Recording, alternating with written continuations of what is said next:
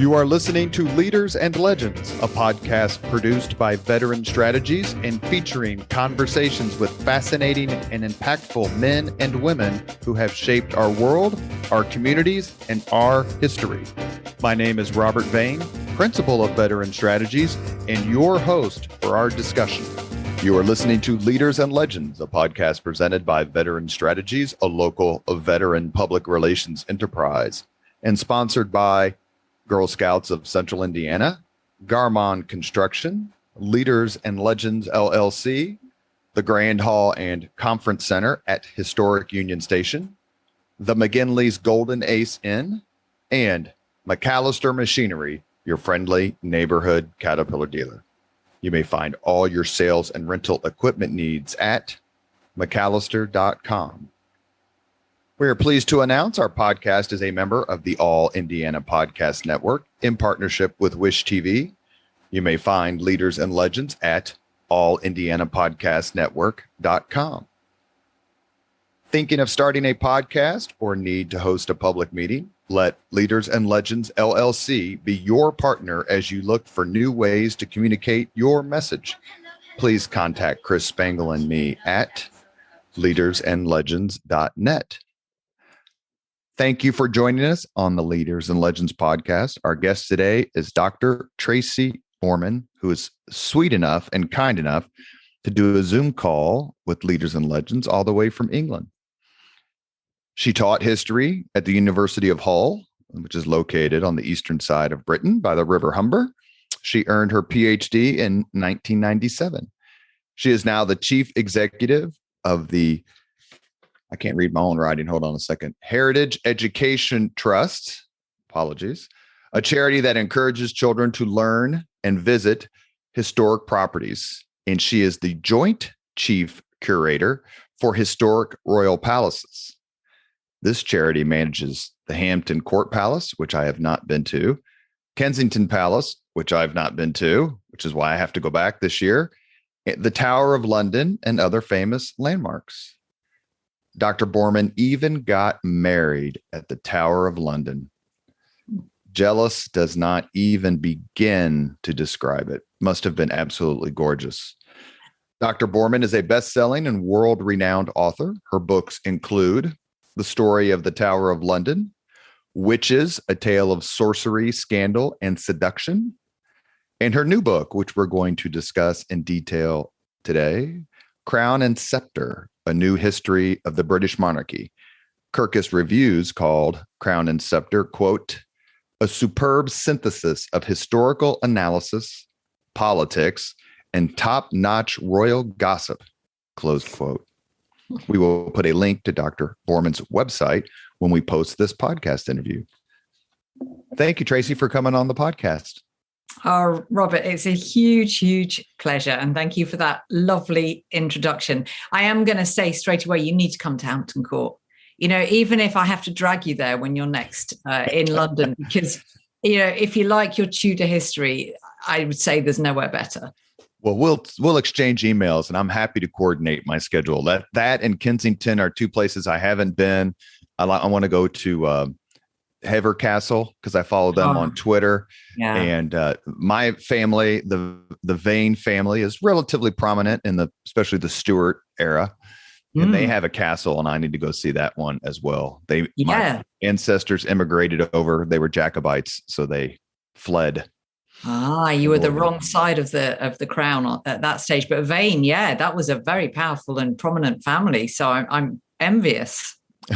Well, as Catholics, we thought we were on the right side. It's just we kept getting executed for it. And that's, a little tough to take. Yeah, it's a bit careless.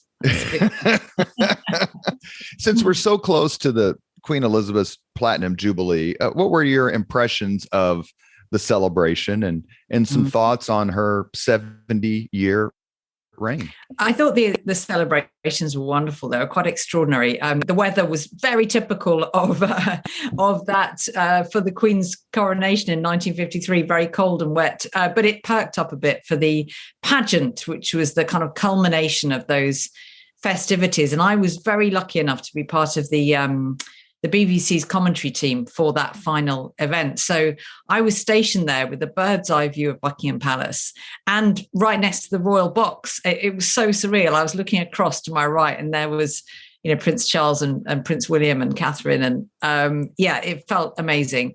And I think there was such excitement and respect when the Queen appeared on the balcony against expectations, because she is obviously, 96. She's incredible age, and she is frail. But the fact she made that effort, I thought was wonderful. But what a historic moment! Having written about 1,000 years of royal history, we've never had a platinum jubilee before. When 70 years on the throne, celebrated by a monarch, I would say, we're probably never going to have one again. Well, certainly not in our lifetime. So it was such a historic moment. Yeah. And I thought, everybody seemed to get into the spirit of it, whether you're a monarchist or a Republican. There were lots of street parties. People loved the fact they had a holiday. And I thought it was great. There have been periods where the support for the British monarchy has waxed and waned within Britain itself. Yeah. Where would you put that now? More kind of supportive, or more it's like it's an anachronism, it costs too much money, they're spoiled rotten. Yeah. What are we going to do about it? Yeah, exactly. So there was a recent poll taken, opinion poll, and it came out that 60% of people in Britain still are strongly in favour of the monarchy. So that's actually a bit lower than it has been in previous decades of the Queen's reign, when it's much nearer 80%. And I think even hardened Republicans really like and respect the Queen, because regardless of how you feel about the Crown and the whole institution and what it costs, the Queen has done her duty unflinchingly. She's worked so hard for those 70 years. But I think where there's greater uncertainty around among people at the moment in Britain is what happens after the Queen. And that's when the opinion polls start to show much greater hesitation. People are not so sure whether the monarchy will still survive in 50, even 20 years' time, because it's so synonymous with Elizabeth II herself. And, I think Charles has got, an awfully big job really ahead of him and big shoes to fill. You say that he's rehabbed himself? Forgive me, that he's rehabbed himself pretty well after the Diana years. Yeah.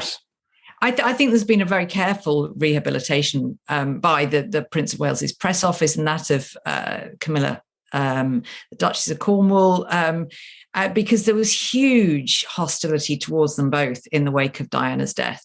Can you believe that's going to be 25 years ago this August, by the way? And when you go through the tunnel, as I know you have, I'm sure you have in Paris, and the cabbie, invariably points it out to you. You just shake your head like, of all places, this is where she dies. I can't think of the word.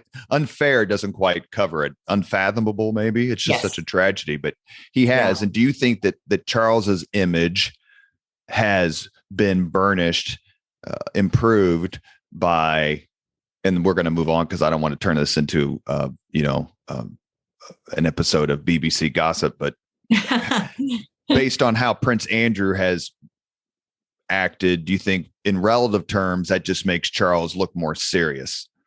Yeah, I think Charles has not really put a foot wrong in recent times. And I think the Queen has been delegating more and more authority and duties to him. And that is likely to continue, I would say. And I think people are now taking him much more seriously, because Charles, to be fair to him, has been championing the environment as a cause of major concern for many years. And certainly people here in Britain used to laugh at that. And the fact, he talks to his plants and it's all rather silly. But actually now we're listening. And I think people really respect that role that he's playing. And also his son, William, they're both great advocates for environmental causes. And I think therein lies potential for the future of the monarchy as advocates of good causes. People listen when a member of the royal family speaks and talks about a cause. So I think that's a really valuable role they can play. I would assume they also have tremendous fundraising powers. Yes. Do a dinner and I'll show up and your ticket prices quadruple, quintuple. Exactly. You are so right, because actually the beginning of what was known as a kind of philanthropic monarchy was it way back in the 18th century with the endless succession of King Georges. And that's when the monarchy first started putting its weight behind charitable causes. And today, that is one of the most powerful roles of the monarchy. The Queen is patron of more than 400 charities. And the directors of those charities always say what a massive difference it makes if you have a royal patron to your income. And I think it was Prince Philip, the Queen's late husband, who said, "We only need worry when the begging letters stop arriving at Buckingham Palace." So I do think charitable work is going to be part of the monarchy long into the future. Last question on this particular topic, since you just brought him up. Is it a bit surreal that he's gone? Prince Yes.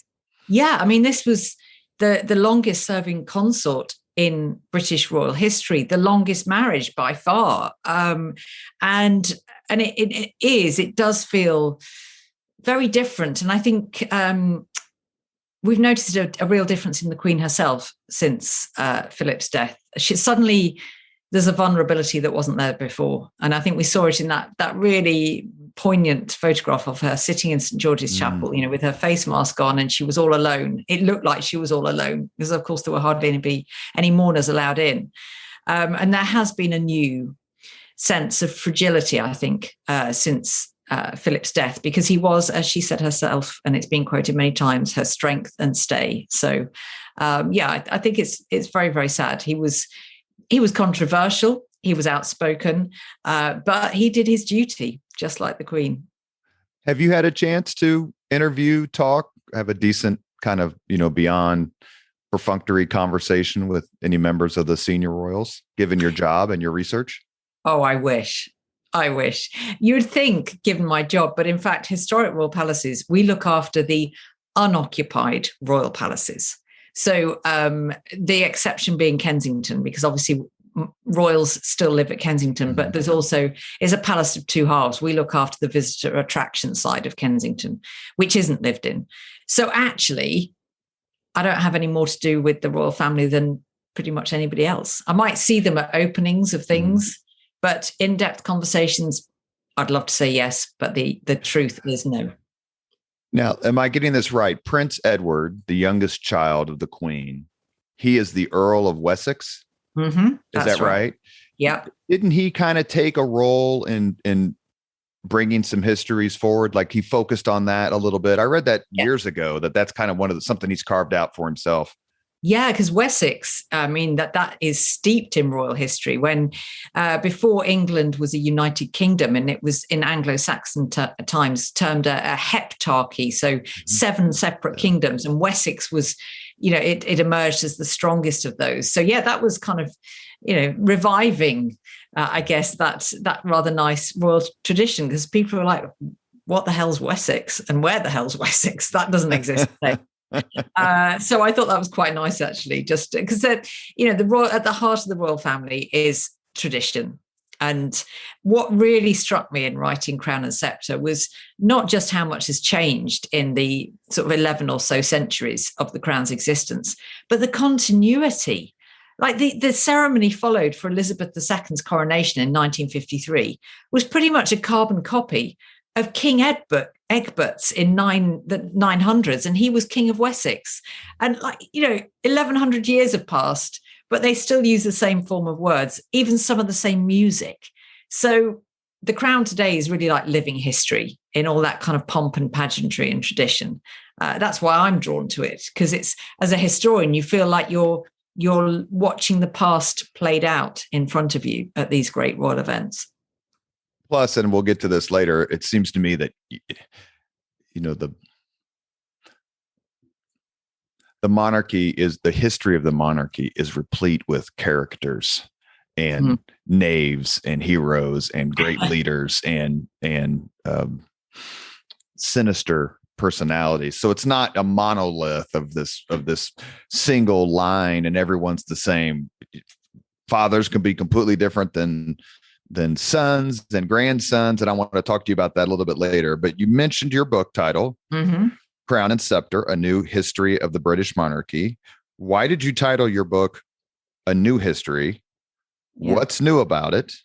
And what debt does it owe the quote unquote old histories? Well, that's a very good question. So it can justifiably be called new because there hasn't been, certainly published in the UK, a history of the monarchy for more than 10 years. Now, in publishing terms, that's a lot of years. Apparently, a book or a subject is new after 2 years, if nobody's written about it for 2 years.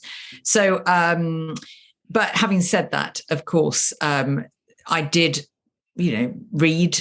I was inspired by previous histories, David Starkey's history of the monarchy, but in particular, Alison Weir's Britain's Royal Families. It was her first book. She is the historian I think I admire the most. She's Britain's best-selling female historian. And goodness me, is her knowledge of the royal family encyclopedic. So absolutely, on the shoulders of giants and all that, I definitely, read and absorbed these previous histories of the monarchy. But I think what sets mine apart is not just the fact there hasn't been one for more than 10 years. But what I did, I was determined not just to look at the characters, although they are fascinating, and I definitely bring those characters to life, but to look in parallel at the evolution of monarchy as an institution and how the hell it still survives. We still have a monarchy, even though we wouldn't design it from scratch like that today, because monarchs no longer run the country. It's a symbolic position. So how have they survived? And it's not by chance. There are some very deliberate actions that have caused the survival of the British monarchy. So yeah, it was looking at the personalities, but also the institution. And I think those two things combined made it feel, certainly to me, quite fresh and quite new. So were there any specific goals that you had? Debunk this myth, raise this person up a little bit, shine a new light on someone who maybe needs to be taken down a peg? Richard Lionheart.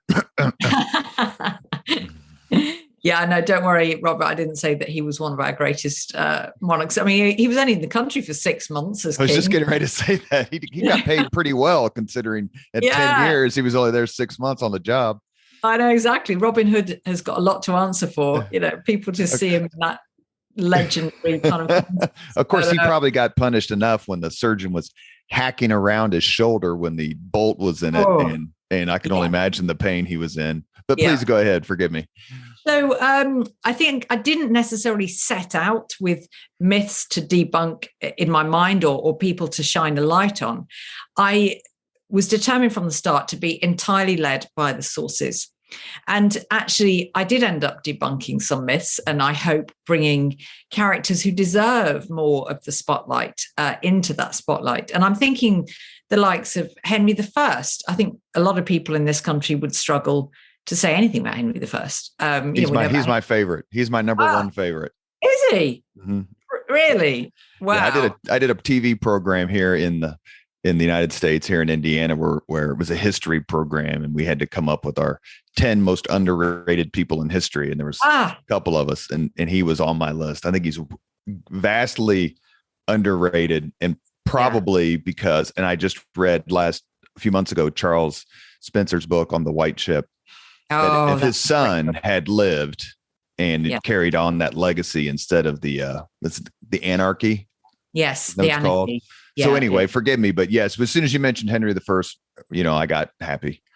That is fabulous. I'm so impressed because, you're in the minority, I think, there in actually just knowing all about him, because he's been overshadowed, but he's such an important king and the most successful of William the Conqueror's sons and successors, and established this much of the royal administration and government. And that might not be particularly sexy, but it was very important for future monarchs.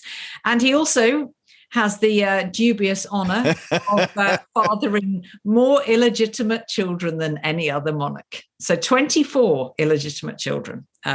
He was busy. He was very busy, as well as all that admin he was doing. So Henry I, I thought, was fascinating. And I think another character who's been maligned, and I guess Henry I hasn't been maligned, he's been overlooked, but one who has definitely been maligned is James II. And I was really astonished, actually, to discover how little basis there is for that. So he's the brother of Charles II, and He comes to the throne upon the death of Charles II in 1685.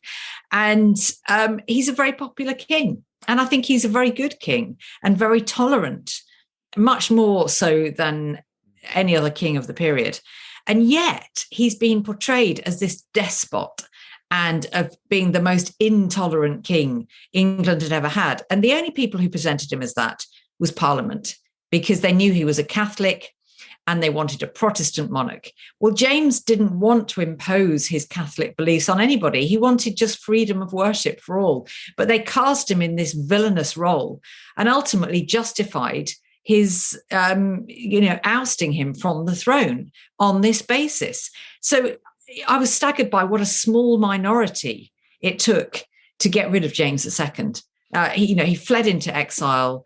It was the Glorious Revolution. It was all PR. There was nothing wrong with James II. I actually ended up feeling really sorry for him. So I quite enjoyed casting new light on his story, I think. Well, as a Catholic, we are rather fond of our Jacobite leader, James II. Yes. With the birth of his son, who became the Old Pretender years later, where would you rank that in terms of the most impactful royal births? Yeah. In terms of changing history. Yeah, that is well up there, isn't it? Because it was the birth of, the Old Pretender that really prompted Parliament to take action, because I think they were just about prepared to sit it out while James II was on the throne. And, all being well, one of his daughters would succeed him and they were Protestants. But then when his second wife had a male heir, that was too much, because there was a prospect of, Catholics stretching into the future as far as the eye could see. So that was really, really up there with most significant royal births. I get chided by my friends because I don't read fiction. And my argument is, what do you want to read about? Warring, whoring, intrigue, betrayal. I'm like, here's the book on the Tudors. Get back to me. And I'm not necessarily saying that I shouldn't read fiction. I find nonfiction more compelling. But is there a particular character you've come across in your writings, both in this book and others, who just leaves you gasping at his duplicity, her duplicity, or whatever, personal behavior, where you're just like, you got to be kidding me? Oh, there is one who reigns supreme over all the others. I'm so pleased you asked me this, because since writing the book, I have taken every opportunity to lambast Edward VIII. So the king who abdicated his throne for the love of his American divorcee girlfriend, Wallis Simpson. And isn't it a romantic tale? That's what I thought before I wrote the book. And I thought, God, the king who gives up his throne for love. What a story. Oh, my goodness. Now I think, what a lucky escape we had, because Edward, there's nothing good to say about him. He was vain and lazy. He would have made a terrible king. And what I was particularly shocked by was his cruelty. So this was illustrated for me in a letter that Edward wrote to his mother, Queen Mary, upon the death of his young brother, John. So John was just 13 years old. He'd never been a very well child. And he died very tragically. And epilepsy? Was he epileptic? That was, God, you know your stuff. Thank you. Yes, it was. And poor Queen Mary was distraught, as you would imagine, at the loss of her son. And John's elder brother, Edward, wrote to Mary and basically told her to get over it. And he said that John's death was nothing more than a regrettable nuisance. And so I totally transformed my opinion of this king, who I thought was so romantic as he gave up the throne for the love of Wallis Simpson. And I think, thank God he gave up the throne, because, it would have plunged the monarchy into a crisis from which I don't think it would have recovered. Whereas, in fact, he abdicated in favor of his much more sensible younger brother, Bertie, who became George VI. He was, of course, our current Queen's father. So things turned out for the best. You're listening to the Leaders and Legends podcast. We are talking with Dr. Tracy Borman. She is zooming from England in her kindness, and she is a best-selling author well known around the world. We are discussing her new book, Crowne and Sceptre, A New History of the British Monarchy. So it wasn't the picture of the Duke of Windsor and his wife greeting Hitler while smiling. That didn't do it for you? Oh yeah, that did it as well. Believe me. I think I particularly honed in there on the more personal interaction with his mother, because that was like, oh, shocking. But yeah, I mean, recent papers, or rather papers recently released by the National Archives in London, show pretty conclusively that Edward had struck a deal with Hitler, that if Hitler successfully invaded Britain with a bit of help from Edward, then Hitler would restore Edward to the throne. You know, he's making deals with the Nazis. He's a traitor. And it's just all deeply, deeply shocking. So the movie, The King's Speech, which obviously I'm going to guess that you have seen perhaps more than once. I'm a big Colin Firth fan, so yeah. For any particular reason you want to tell us? Pride and Prejudice, the scene where he jumps into the lake wearing his white shirt. I'm sorry to lower the tone, but it's I've been a Colin Firth fan ever since then. That's what we fully accept these sorts of movie reviews, Dr. Borman. No worries at all. Edward VIII comes off badly in that movie, and you don't have a problem with it. You think that's more accurate than not? Yeah, very, very accurate. And I think as well, The Crowne, which I'm a big fan of, he doesn't come across particularly well in The Crowne either. And I think that's bang on. But I guess, I wasn't sure how much was fiction in those dramatizations before I did the research on Edward. And now I realize, they were probably actually holding back a bit in their portrayal, because he's really hard to like. I always thought it was very interesting and incredibly respectful in its own way that the people who wanted to, and you probably know this obviously, but the audience may not, that the people behind the making of the King's Speech went to Queen Elizabeth, the Queen Mother, with their idea for the movie. And the Queen Mother, who's played by Helena Bonham Carter in the movie, the Queen Mother asked them not to make the movie until after she died. And they said, we'll honor your request. Wow. That's fascinating. I did not know that. Let me read you something. I'm going to read you a short passage from one of the reviews of your book, Crowne and Sceptre. They're all 100% positive. I read several before this podcast, but this particular paragraph stood out to me mostly because of my particular interest in this history, and it seems to be widespread. Quote, judging by the enormous popularity of The Crowne, Downton Abbey, The Queen, we Americans are not stalwart Republicans, but raving monarchists and wannabe aristocrats. What else explains the worship of mystique, this love of robes and coronets? Complex psychological theories can and will be called in, but the simplest explanation is that an unreasonable love of fantasy, power, and pageants eases the banality of everyday life. Do you think that is true of Americans? And is it true of Brits? Oh, wow. That's a great quote, isn't it? That's a great quote. Well, what I was really struck by during the research, because obviously as part of the research, I looked at the, George III and the American Revolution, and how the irony is that there seems to be more interest, respect for the monarchy in the US than there is here in Britain. And also, I have to say, more knowledge about the British monarchy in the States. Certainly you are displaying that during this podcast. But I think, even somebody not as well read as you, they seem to just be more aware of British royal history than most people in Britain. And there's almost a sense that I guess the pressure was off once America was no longer under the tyranny of British royal rule. They could kind of sit back and appreciate it from a distance. And I definitely get that now. I get that impression now. There's a wonderful American scholar who I'd like to just mention called Frank Prochaska. And if you haven't read his books, I would highly recommend. He writes all about this. He's written a book called The Eagle and the Crown, all about the relationship between America and the British monarchy over the centuries. And he goes into some depth about, the reason behind this fascination among Americans. And he said, that it's hard to imagine, it being, a prince kissing a princess and a princess kissing a frog and he turns into a handsome prince. You can't imagine a princess kissing a frog and he turns into a handsome senator. It just isn't the same. So there's no kind of parallel there.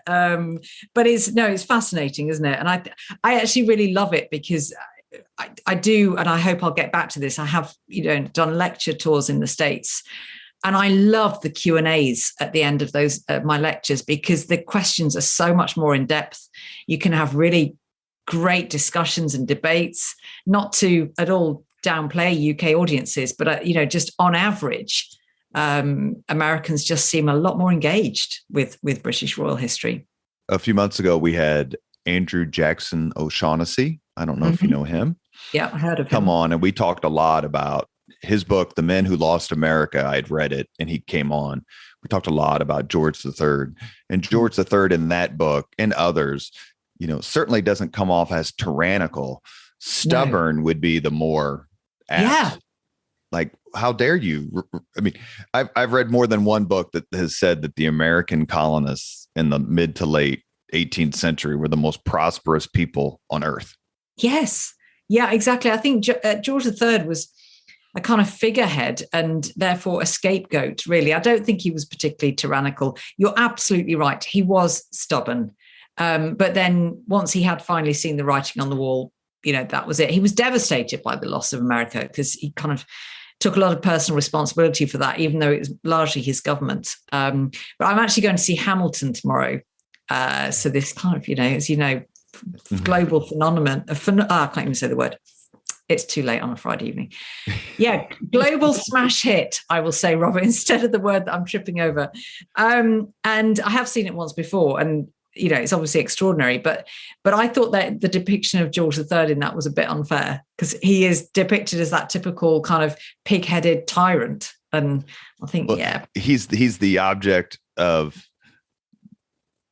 He's the focus of the single greatest negative ad in the history of the world. And that is the fusillade against him personally in the Declaration of Independence. Yes. Yeah. Yeah. Absolutely. Absolutely. Speaking of new histories, and you mentioned Alison Weir earlier, and I know Antonio Frazier is also a terrific, prodigious writer. Yeah. I follow a bunch of folks on Twitter. And there is a terrific cadre of female historians coming out of the UK, and not just Tudor Stuart, but other periods as well. Susanna Lipscomb, who's come on the podcast, obviously you, who we're thrilled and honored to talk to, Helen Carr, who I'd love to talk to about her book on John of Gaunt, who was the patron of my master's thesis subject. It is Thomas Erpingham is knighted and becomes part of John of Gaunt's household. Yania Ramirez. Oh, great. And then Nicola Tallis, who has agreed to come on the podcast. And, tell me about how much you know of each other and what perspective you bring that's new and different. Yeah. Well, I think the first thing to say is that I was really kind of inspired by there's a very kind of supportive atmosphere among female historians. I guess I expected it when I first kind of entered this world of writing. I expected it to be much more competitive and kind of backbiting, if I'm honest. But actually, there was a sense that, we're in the minority. I think we're less in the minority now, but history has traditionally been dominated by male historians. Whether it's David Starkey, Simon Sharma, these great kind of towering figures. And female historians were, kind of in the background more. So I think that's helped to foster this, genuine sense of, I don't want to use the word sisterhood, but I can't think of a better one. But we support each other. A lot of us are friends. So Alison Weir is one of my oldest friends. And, I cherish that friendship so much. And I'm so pleased that Nicola is coming on, because Nicola and I are great friends. We talk a lot. We're both lecturers on Alison's tours, actually. So you need to come on one of Alison's tours, Robert. So Alison has her own tour company, and I think I read about those in BB. I've been subscribing to BBC History forever. Yeah. And so they're incredible. She runs one, sometimes two a year. And we've just done one called Wolf Hall, which was going to all the sites connected with Cromwell and Anne Boleyn and all the rest of it. 10-day tours, like unique experiences. You get to go places that most other people don't get to go. And you know what? I would say, so there are usually, just 30 places on the tour. About 28 of the places are taken up by Americans. It's funny. I have a parallel story I'll say very quickly, and that is I took my kids to Harry Potter World Universal Studios. I don't know if you've been there in Florida. I haven't been to the Florida one. I've been to the one outside London. But I was sitting there one time when they were riding the roller coaster, and there were probably 10 people. The place was packed, and they were all speaking, with British accents, and I kind of looked at him and smiled. I'm like, you've flown to Florida to celebrate Harry Potter, like kind of chuckling. And it was funny. One of the guys looked right at me, dead serious, and kind of half smiled and goes, "You Americans do it right. We don't have anything like this over here." Oh, really? So maybe that's why the Americans go over there to see castles and go on great ghost tours and that sort of thing. Yeah. Maybe that's why. Yeah.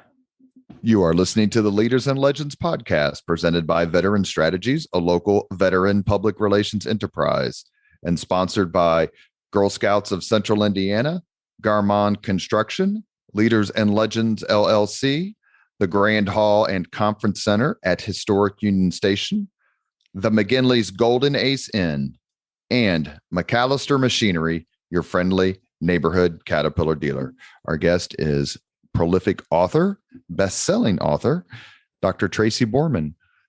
What are the origins, to go back a little bit, because I want to start pinging on some particular monarchs, but to set the stage, what are the origins of the British crown, and how did England sort of come to be in the post-Roman world? Yeah, I mean, the origins of the British monarchy do go back to Roman times, really, which when it was really the Roman emperors who were the kind of earliest forms of monarchs, I suppose, and the English monarchy was very much inspired by those examples. But for much of the early history of the crown, as I mentioned earlier, it wasn't a case of a single kingdom over which a single king ruled. There were lots of rival clans, I think you would call them more, and with followers of those leaders. And then eventually it evolved into seven separate kingdoms, or heptarchy in Anglo-Saxon times.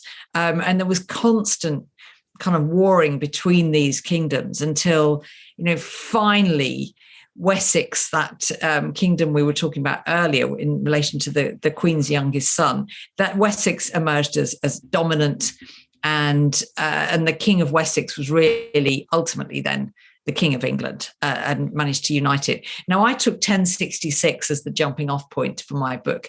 Arguably, England was united before 1066. But there's still so much debate about who was England's first real king, and we can't even agree on that. But everybody can agree that William the Conqueror was, that was a turning point in English history. And it's also ties in with my role at Historic Royal Palaces, because he built the Tower of London. So I thought, let's go with 1066. Well, that leads me right to my next question. So, I mean, any book that I've ever read that has the 10 most important battles in history always includes Hastings, which is, I think, October 14th, 1066. Correct. But one of my favorite quotes of all time is from John Stuart Mill, who said the Battle of Marathon is the most important battle in the history of England. Really? Okay. Maybe Mill was just trying to be smarter than the rest of us. I think he's succeeded. He's smarter than me, clearly. Well, I have the author of a book on ancient battles coming on the podcast, so I'm going to ask him about that when he comes on. Save it for them. Yeah. I can tell you about Hastings, but less sure about that one. So what happens if the ramifications? So let me ask it a different way. The ramifications of William of Normandy's victory are several, and you could talk about that a little bit, but maybe delve for a minute into the counterfactual. If Harold Godwinson, Harold II, had prevailed at Hastings. In other words, how much did England change since William won, and how little would England have changed if Harold had won? Yeah, really interesting. Well, I would say if Harold had won, then it wouldn't necessarily have been a case of just England staying the same, because England was always a really alluring target for people from overseas. So if William the Conqueror hadn't prevailed, the likelihood is that ultimately somebody else would, probably from Scandinavia, probably, a kind of Viking ruler would have managed to prevail. So I don't think either way England would have remained a purely Saxon kingdom for long. And if William, as he did, won the battle, then that did have a seismic, it had seismic ramifications for England, because we're not just talking about a new ruling elite, but, a new language, new customs, new system of government, the feudal system. It is for good reason, I think, that it's called a turning point. And I tend to be on the whole quite skeptical about turning points in history, because quite often they're not. But what I would say is that it wasn't all to do with just that single battle. We tend to think he won Hastings, end of story, or beginning of story. Ask the people in the North. Yeah, exactly. I mean, it took years of bitter campaigning by William before he'd finally brought England under some sort of control. So Hastings was just one battle, admittedly an important one, but, it definitely wasn't the end of the story for William. I'm going to ask you about movies in a second, but in the movie Braveheart, the actor Patrick McGoohan, who was brilliant as Edward I, plays a ruthless character. But if you had to choose who is the most ruthless monarch in the history of Britain, England, whom would you choose? Ooh, well, we've just spoken about him, William the Conqueror. I think he was this brutal warrior king. Edward I was certainly up there, but William the Conqueror, I think the fact that he was illegitimate, he was just the result of an affair, and that made him insecure. He had to battle to keep his duchy of Normandy, and that sort of chiseled him into this fearsome, brutal warrior. And to give you an illustration of that, before he became King of England, he was busy besieging a town in France called Alençon, and the inhabitants of the town were being a bit stubborn and withholding his siege. And when he finally battered down the walls of the town, he ordered his men to round up the citizens of Alençon and strike off the hands and feet of every single one, men, women, and children. So I think, his ruthlessness and brutality takes some beating. Thank God. This may be, you may answer William the Conqueror to this one, but we'll see.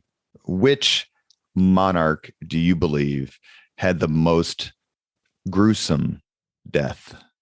Oh, well, yeah, it's whether the rumors are true, because if the rumors are true, then probably Edward II and the red hot poker, and all of that. But there is little reliable evidence for that, and it's much more likely to have been put about by very kind of moral, patronizing chroniclers who were making a point about his possible homosexuality. And it's like, yeah, that would be the death that served him right. So whether that really was his death, if it was, I think that's, pretty brutal. But yeah, I mean, Richard III, hacked to death, almost hacked into pieces. There's probably any number that they'll occur to me as soon as we finish talking. But as a general rule, the earlier the period of the Crown's history, the more brutal a death. And you had to have your wits about you to keep not just your crown, but your life. For those of you who have seen the movie Braveheart, Edward II is the rather effeminate Prince of Wales who's depicted in that movie. Which monarch do you believe is overdue for a reappraisal by historians, leaving Henry I out of it for a second? Ooh, that's a really good question. I mean, the first one to spring to mind, I would say, would be Henry II, actually. He was king of a vast domain, thanks to his wife, Eleanor of Aquitaine. He had an empire, not just a kingdom. And he was a fascinating character. I think, again, not particularly well known, certainly not in Britain. And yet, I think he was incredibly successful. He was always one step ahead of his rivals, his kind of opposers. And including his damn kids. Most ungrateful lot of kids I've ever read about. Don't you find that? I mean, in the medieval period, it's always the case that sons are rebelling against fathers, and the fathers are also, betrayed by their wives because they're secretly supporting the sons. And you think, oh my goodness me, they have to be most worried about their family, let alone rebels in the country. Is there an English monarch whose reign is beyond repair?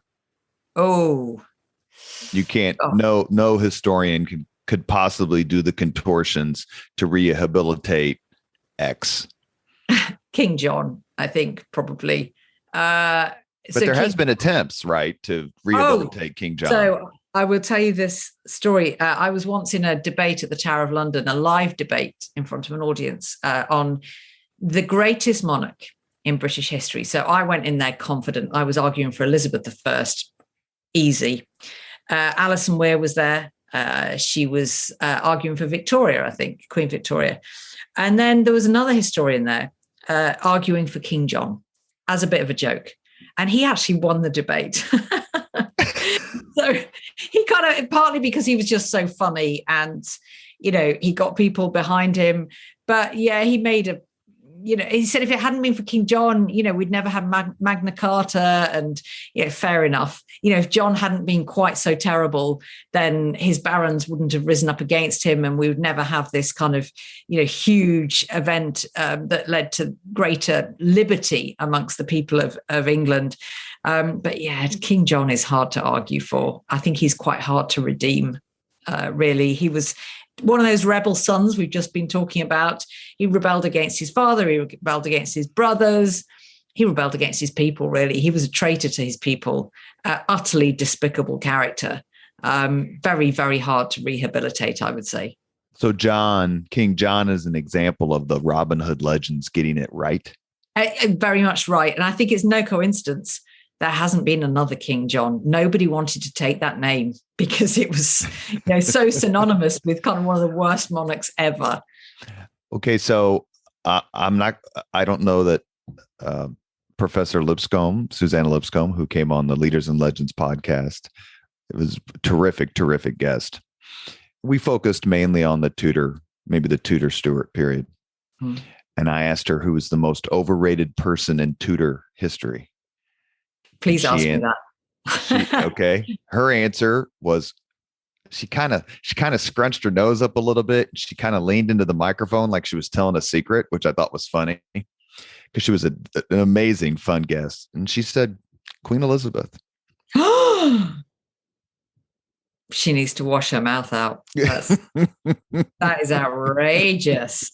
That is absolutely outrageous. Here's your chance to take the Queen's side and then give me your most overrated of Tudor history.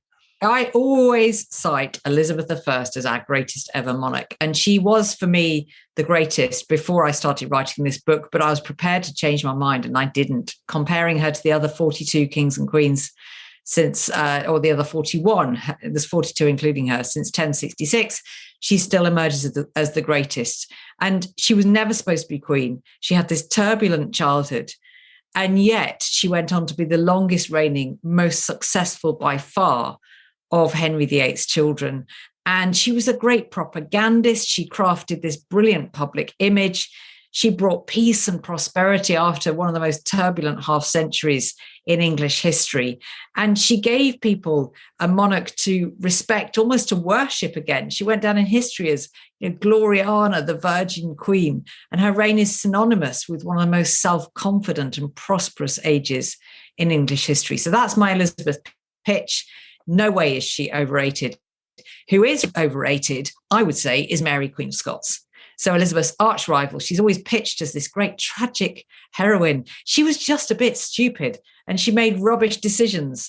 And, she makes me furious, especially when there's Hollywood films about her and they cast her as this amazing, courageous woman. And Elizabeth is this mean old withered, embittered. Toothless. Yes. Balding. Yes. But Mary, Queen of Scots, she was spoiled.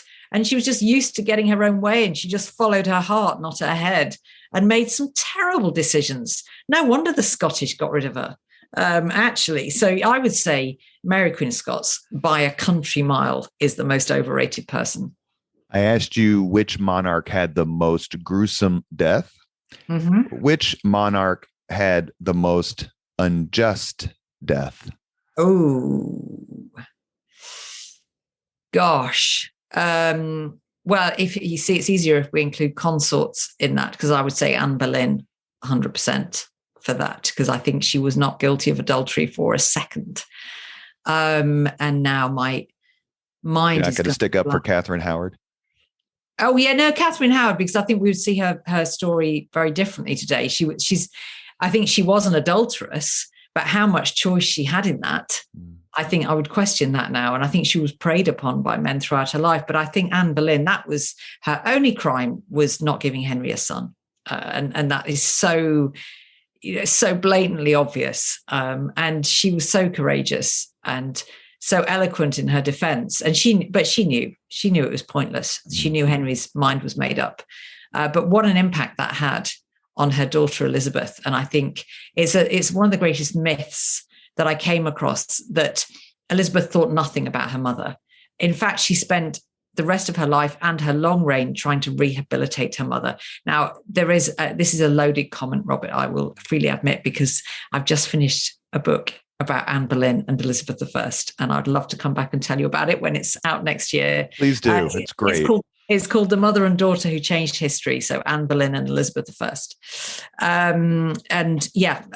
That's a fascinating relationship. I could definitely fill a whole hour on that alone.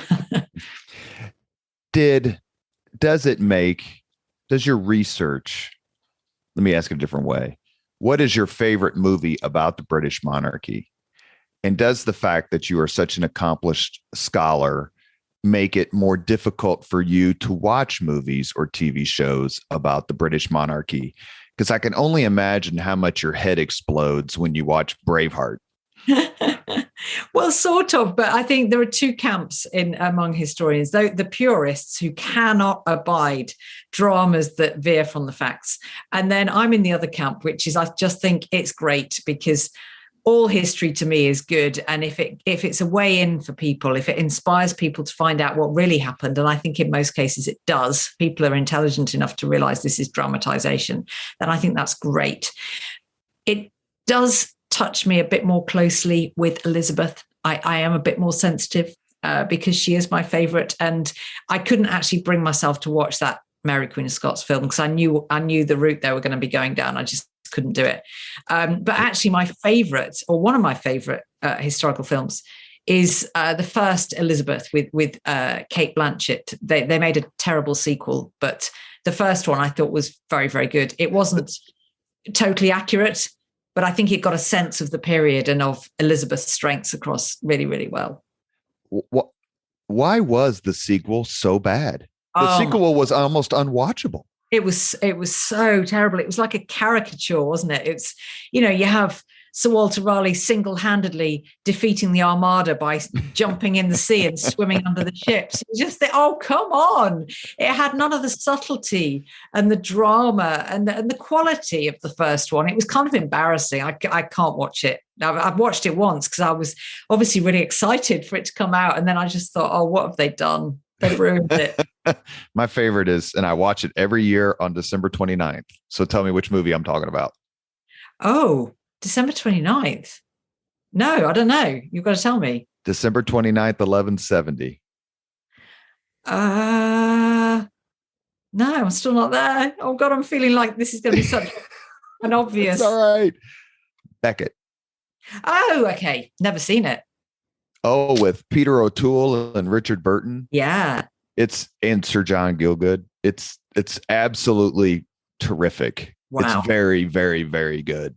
Okay. You'll enjoy it. But every year, my kids will send me a text and say, "Is it Beckett night?" And I'm like, "It's Beckett." Oh, I need to see that. Definitely. I was in Canterbury Cathedral the other day and on the spot, and it's quite gorgeous. It's got his name and like it's got a sword or something. Yeah, it has. I think it's really beautifully done. It's quite underplayed, but it's very moving. Canterbury is a beautiful town. Beautiful. Oh, not on a Saturday night, I discovered. On a Saturday night, it changes completely, and it's full of kind of rowdy groups of we call them stag parties and hen nights. People who are getting married and they go for one last great wild night out. It was like I could not believe it. And then Sunday morning, it was back to this beautiful, serene, quiet town. We have a few more minutes with Dr. Tracy Borman on the Leaders and Legends podcast. She's being very kind. It's 8:30 your time, 3:30 here. We're also doing this podcast on July 1st, which is the 106th anniversary of the first day of the Battle of the Somme, in which 60,000 British casualties were incurred in the First World War. Unfathomable. And I guess we should say happy birthday to Olivia de Havilland, who was actually born on July 1st, 1916. Speaking of Robin Hood. Yeah, we should say as well, happy birthday to my mum, because it's her birthday today. Happy birthday. Would you, Dr. Borman, would you have voted to execute Charles I? I definitely would not. I'd have been a royalist. I'd have been a cavalier. I would not have been amongst the Roundheads. I think what really struck me was how close it came to resolution. And I did find myself deeply frustrated with Charles I, because although I would have been on the side of the monarchy, he was so damn stubborn. And Parliament actually wanted to strike a deal with him and really tried hard, but he was just so determined to uphold what he saw as his divine right. And it was kind of head in the hands moments a lot of the time when I was researching this. I thought, I'd have wanted him to survive, but perhaps to then abdicate in favor of his son. Solve the mystery once and for all. Who killed the princes in the tower? Oh, God, wouldn't that be gold dust if I could claim? Maybe I should claim erroneously that my book solves that mystery. Let's say it. Well, we can't disprove it, so you might as well say it. Disprove it. Well, I guess I started out having not researched this before the book, thinking Richard III was the prime suspect, the most likely candidate. I say this with hesitation because the Richard III Society is very powerful. And I still had that belief having researched it. I think he had the means and he had the greatest motive. But the truth is, we probably will never know for certain. What I would like to know is whether those two skeletons that were discovered in 1674 really are the princes. And we won't know that in the current Queen's reign, because she will not give her permission for them to be exhumed and examined, because she thinks they should rest in peace. However, apparently Prince Charles will give his permission. So that leads me to my next question. What was your reaction when the bones of Richard III were found in the car park? Wasn't that extraordinary? And they got the exact spot first time, and there he was. And that moment when they saw the curvature of the spine, and you think, hang on, this wasn't just Shakespeare kind of creating this caricature, and this wasn't just the Tudors saying he was a crook, but he actually had got a curvature of the spine. And then you think, what else did they get right about him? But no, that's just one. But that's probably the single biggest archaeological find as it relates to the British monarchy in the last century. I don't want to overstate it. No, totally. You can't overstate it. It was huge. And And I think it was remarkable. And I think, the Richard III Society were fully behind that. And I think they deserve credit for kind of campaigning for that archaeological dig, because how extraordinary that was. But I think then that did renew calls for those two skeletons to be examined as well. And I hope we'll see that, because I think that might once and for all lay to rest the conspiracy theories that those boys got away, which would be lovely. But I think it will tell us once and for all whether they are the princes. If you could solve another mystery as it relates to the British monarchy, which one would you solve? What would you want to know the absolute truth about Mystery X? Oh, gosh. Well, it's quite a small point of detail, but it was an important one. I would say the most controversial wedding night in history. Did Catherine of Aragon have sex with Prince Arthur? Was their marriage consummated? Because on that question rested the whole Reformation and the other 5 marriages, and so I personally have always rather veered towards believing Catherine. I think she certainly was a God-fearing woman. I don't think she'd have easily lied about that. And there are testimonies to say how physically weak Arthur was. He was, he was morbidly ill by the time he married Catherine. So I think it's very possible he was just unable to consummate the marriage. But yeah, that's such a tantalizing one. I would love to know the truth. Arthur is the first son. This leads me right into the next question. You're really good, Dr. Borman. You are leading me. It's scripted. Yes. Arthur is the first son of Henry VII and Queen Elizabeth of York, who died prematurely. So my next question: what is the most impactful premature death in the history of the British monarchy? Oh, you see, there are so many to choose from, actually. There are so many. Okay, Prince Henry. I'm going to say the one that sprang immediately to mind was Henry V, because I think he had the makings of our greatest ever monarch. I think he might have even eclipsed Elizabeth for me if he'd lived longer. He was an amazing ruler and a great, inspiring leader as well. But he died. He contracted dysentery while he was campaigning in France. He died before his time, and leaving the throne to his baby son, Henry. And I can tell you, it never turns out well when a child inherits the throne. It plunges the country into uncertainty. And in this case, it plunged the country ultimately into civil war, the Wars of the Roses. And the monarchy, it was one of the most turbulent centuries, the 15th century, in its history. And the crown changed hands something like 6 times in 30 years. And it introduced a really destabilizing element to the monarchy, because until then, the hereditary succession had been pretty well established. But now it's almost like whoever's got the biggest army can take the crown. And that's quite a dangerous position for the monarchy to be in. So, yeah, I would say Henry V.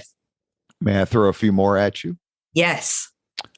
Edward the Black Prince dies in 1376. His father, Edward III, dies in 1377. Yeah. Black Prince's son becomes Richard II, who's eventually kicked off the throne by someone who becomes Henry IV. Mm-hmm. Then there is a prince, I think it's Prince Henry, who's the first son of James I. So, you have these sons dying, and then the person who comes after them, just can't quite, get it together. Yeah. Arthur being another one. Yeah. Another one obviously is Prince. I think it's Prince Edward, the son of Henry I, who's killed at the White Ship. Yeah. Yeah, I know. There's all sorts. There's all sorts, and there are so many what ifs, and yeah. Do you have a favorite what if? Well, probably it has to be, or a favorite what if, or a favorite what if around death, kind of thing.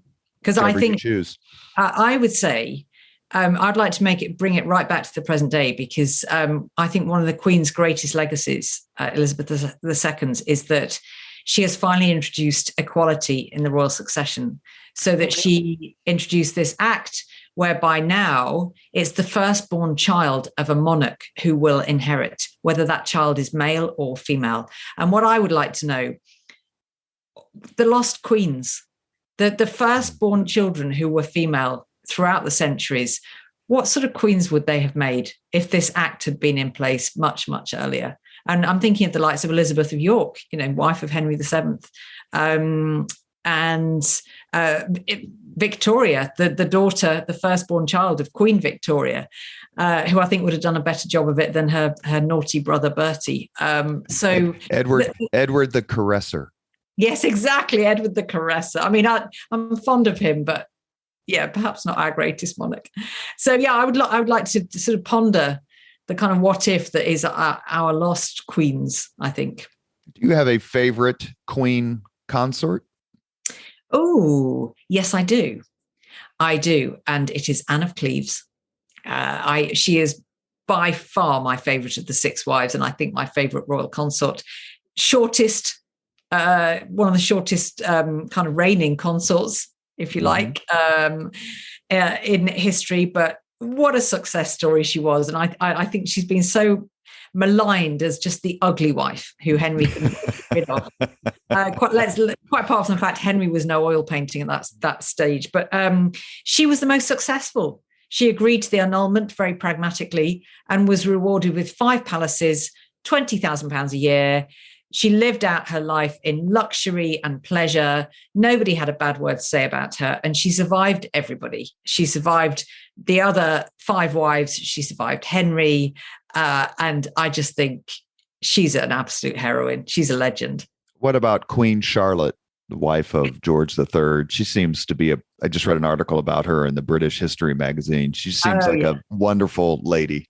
Yeah, no, absolutely. And she had a lot to put up with in the later years of their marriage. But mother of 15 children. I mean, that alone deserves some kind of medal. And they had a very affectionate marriage. And I think this is when the monarchy emerged as sort of moral figureheads for the nation, the sort of ideal family that people should aspire to be. But it all fell apart a bit with their eldest son and successor, George IV, who was slightly less moral than his parents. And carried on the Hanoverian tradition of fathers hating their firstborn sons. Yes. Another premature death. Frederick, the son of George II and father of George III. How much different would that have been if he had lived? Yeah, again, I'm kind of thinking that was no bad thing, but that's another one. There are so many. Maybe, actually, I'm thinking you might have come across a good book idea here. That the ones who died before their time and the great what ifs. May I help you write it? That means I have to move to England, which is my lifetime goal. Oh, there you go. It's all falling into place. If you could go back in time and box the ears of any British monarch, whom would you choose? Ooh, apart from Edward VIII. Oh gosh, who would I choose? If I was feeling brave enough, it would be Henry VIII, I think, because I think he's got an awful lot to answer for as a husband and as somebody who, with almost pathological coldness, dispatched long-serving faithful servants, such as my own personal favourite, Thomas Cromwell. And he was increasingly fickle and unpredictable. He's our most famous king, I think, by far. But I don't think we should necessarily celebrate him in the way that we perhaps have. I would like to go back and, put him in his place a bit. In your book, Crowne and Sceptre, A New History of the British Monarchy, you include Lady Jane Grey. Yes, I do. Why? Well, she was what, a month? Is it July of 53? I think, is that what it is? Yeah, 9 days queen. She was officially queen for 9 days, but she was queen. She wasn't crowned. But actually, if we use that as a qualification, then there are others who should be missing from the list. But she's always called Lady Jane Grey, and there is some reasonable criticism of that, because that was really a Tudor thing, because they couldn't call her Queen Jane because in the Tudor eyes, she wasn't the true queen. And so they had to just kind of downgrade her to Lady Jane Grey. But she is there. I think no matter how short the reign, they've still got to have their little place. It's a short chapter, I will admit, on Lady Jane Grey. It's like 3 pages. Yeah, well, actually, I think it's a page and a half. Let's skip forward before we get to the final questions. We've talked a lot about the monarchy and its kind of more powerful formative years. But one of the best books that I've ever read is by Edmund Taylor. It's called The Fall of the Dynasties. And it's a book about how the Austrian, Russian, and German monarchies fell as a result of World War I. But how did the English monarchy survive beyond just the fact that they were on the winning side? And what do you think of George V's decision to deny sanctuary to his cousin Nicholas II and his family?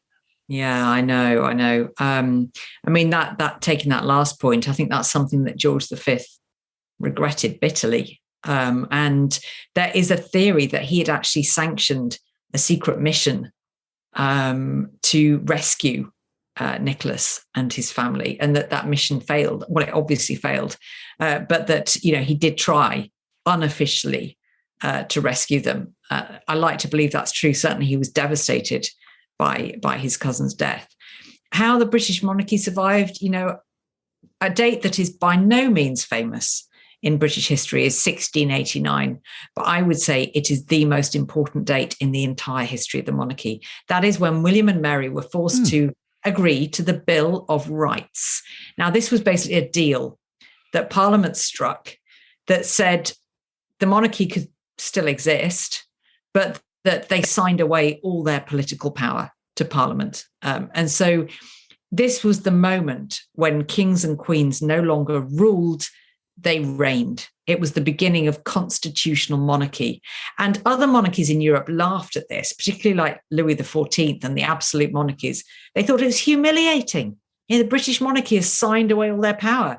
But that's what saved the British monarchy, that they did make this major compromise. Look what happened in the following century. Monarchies are falling left, right, and centre, particularly in France.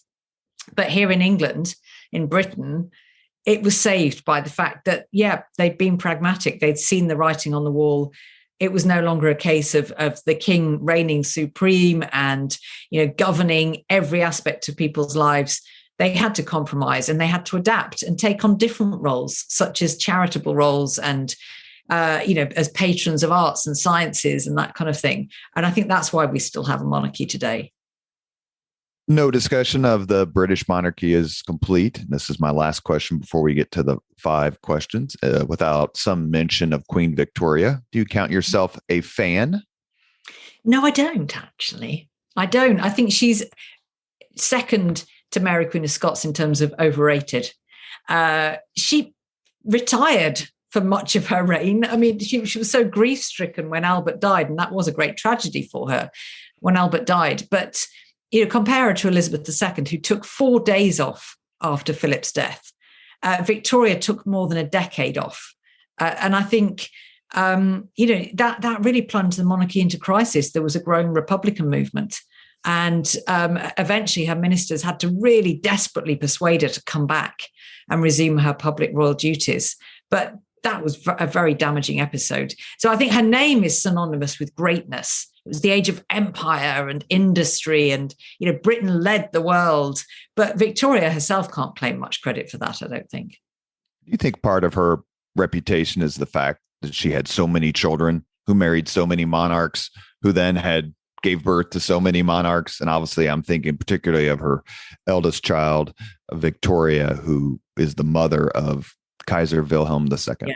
Yeah. I mean, it's a good reason that Victoria was called the grandmother of Europe, because she had 9 children, 42 grandchildren, 87 great-grandchildren, married most of those into the royal families of Europe. So there was this kind of complex web of royalty across Europe, all of which had Victoria at its centre.